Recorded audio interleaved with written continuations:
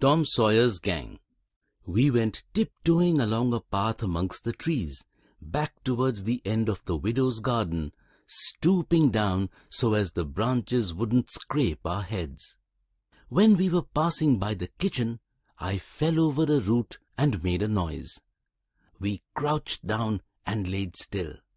Miss Watson's big helper, named Jim, was sitting at the kitchen door. He got up and stretched his neck out about a minute, listening. Then he says, "Hoodah!" He listened for some time. Then he came down and stood right between us. Well, likely it was minutes and minutes that there wasn't any sound, and we all were so close together.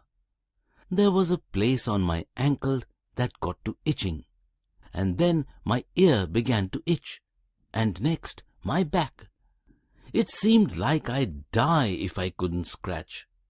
Pretty soon Jim says, "Say, who is you? Where is you?" Then he sat down on the ground between me and Tom.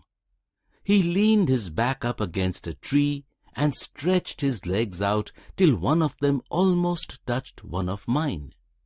My nose began to itch. It itched till tears came into my eyes. But I didn't scratch.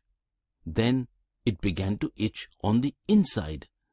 This miserableness went on as much as 6 or 7 minutes, but it seemed much longer than that.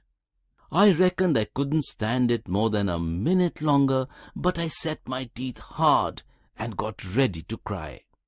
Just then, Jim began to breathe heavy. Next, he began to snore, and then I was pretty soon comfortable again. Tom made a sign to me, and we went creeping away on our hands and knees. Then Tom said he hadn't got candles enough, and he would slip in the kitchen and get some more. I didn't want him to try, but Tom wanted to risk it, so we slid in there and got 3 candles, and Tom laid 5 cents on the table for pay. As soon as Tom was back, we cut along the path around the garden fence. We went down the hill and found Joe Harper and Ben Rogers and 2 or 3 more of the boys hiding in the old tan yard. So we untied a skiff and pulled down the river 2.5 miles to the big scar on the hillside. We went to a clump of bushes, and Tom showed everybody a hole in the hill. Then we lit the candles and crawled in on our hands and knees. We went along a narrow place and got into a kind of room, and there we stopped. Tom says, "Now we'll start this band of robbers and call it Tom Sawyer's Gang. Everybody that wants to join has got to take an oath and write his name on the sheet of paper." Everybody was willing, so Tom got out a sheet of paper that he had written the oath on and read it. It swore every boy to stick to the band and never tell any of the secrets. A cross was the sign of the band, and nobody that didn't belong to the band could use the mark, and if he did, he must be sued.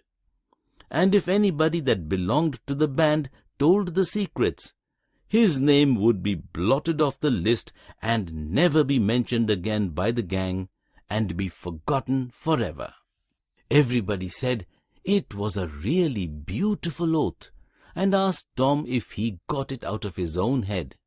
He said some of it, but the rest was out of pirate books and robber books. Then they all signed the bond, and I made my mark on the paper.